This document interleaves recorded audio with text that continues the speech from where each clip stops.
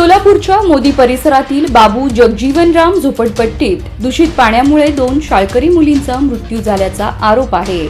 जिया म्हेत्रे, ममता म्हेत्रे असे मृत शाळकरी मुलींची नावे आहेत। या मुलींना ताप व थंडी यामुळे शासकीय रुग्णालयात दाखल करण्यात आलं होतं, पण उपचारादरम्यान त्यांचा मृत्यू झाला। आमदार देवेंद्र कोठे यांनी घटनास्थळी भेट देत महापालिका अधिकाऱ्यांशी चर्चा करून तातडीने उपाययोजनांचे आदेश दिले। नागरिकांनी दूषित पाण्याची तक्रार मांडली असून मृत्यूचं नेमकं कारण शोधण्यासाठी पोस्टमार्टम सुरू आहे। आमदार कोठे यांनी नागरिकांना घाबरू नका, काळजी घ्या असं आवाहन केलं आहे। बघा यावेळी काय म्हणाले देवेंद्र कोठे। या भागाला मागील 1 वर्ष 1.5 वर्षापासून घाण पाणी येतं।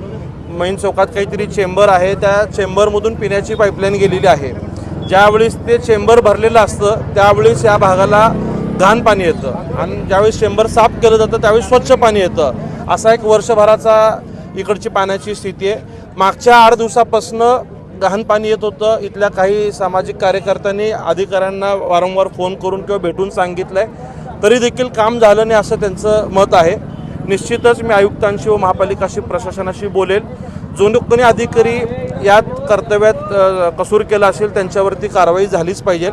परंतु आता यापुढे हे मोठा झोपडपट्टी भाग आहे, श्रमिक वर्ग या ठिकाणी मोठ्या प्रमाणात राहतात।